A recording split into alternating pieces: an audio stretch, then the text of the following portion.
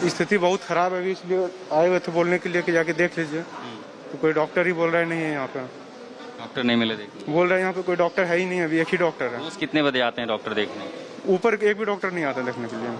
आखिरी बार कब आए थे देखने? आज तक ऊपर कोई डॉक्टर गया ही नहीं देखने के लिए। कितने दिन हो गए? 26 को आए हुए हैं यहाँ पे।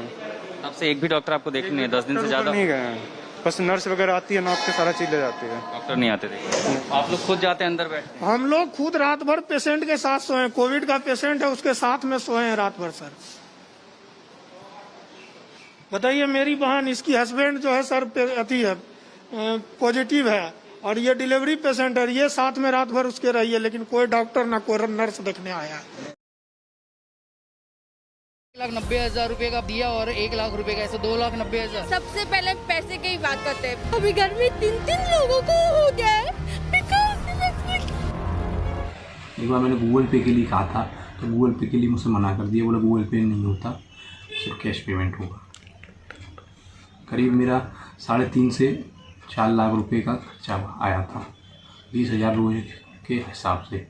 चाहे माता जी आईसीयू में रहें, चाहे वेंटिलेटर पे रहें, चाहे प्राइवेट रूम में रहें, इन्होंने कहा था कि 20,000 रुपये रोज का खर्चा आएगा।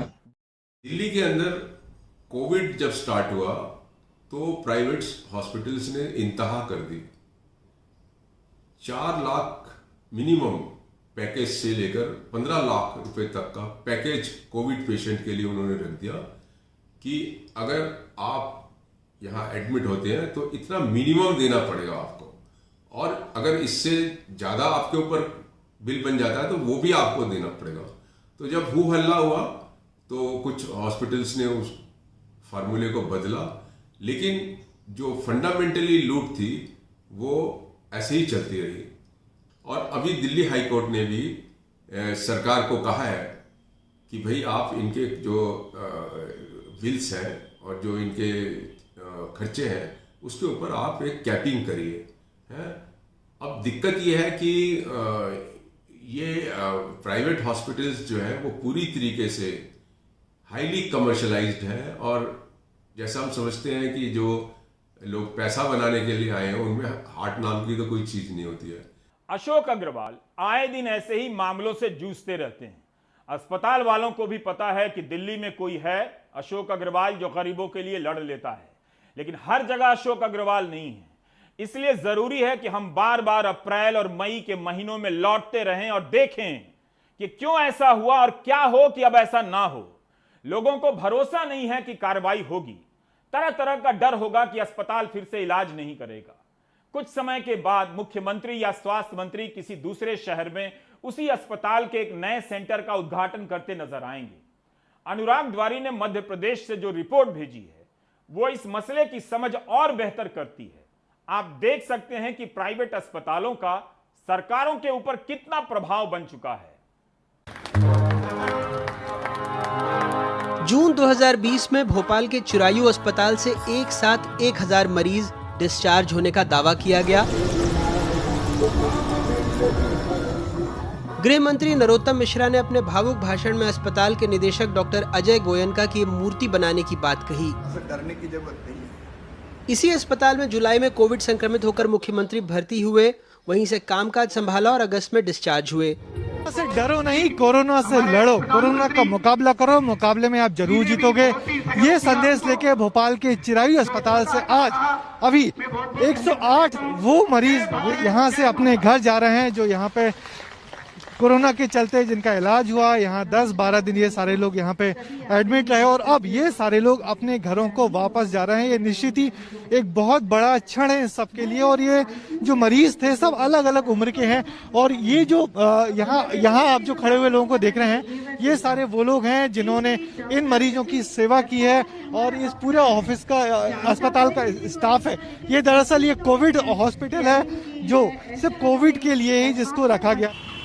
करोड़ों रुपए के व्यापक घोटाले में एक तरफ सरकार ने जहां इन अस्पतालों के निदेशकों पर मेडिकल प्रवेश परीक्षा में धांधली का आरोप लगाया, दूसरी ओर राज्य सरकार ने उनके अस्पतालों को अपने अधीन ले लिया और उन्हें मोटी रकम का भुगतान किया। चिरायू अस्पताल के निदेशक डॉक्टर अजय गोयनका हाईकोर्ट से जमानत पर बाहर हैं, अब कोविड योद्धा हैं।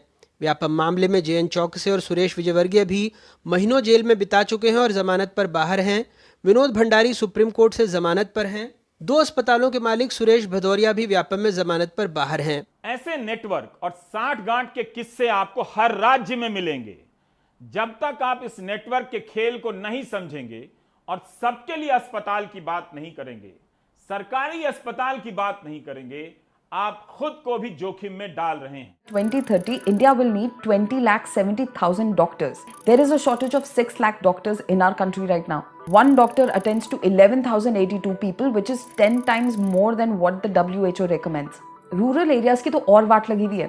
15,700 प्राइमरी हेल्थ केयर सेंटर्स में सिर्फ एक डॉक्टर है और लगभग 2,000 सेंटर्स में तो डॉक्टर ही नहीं है।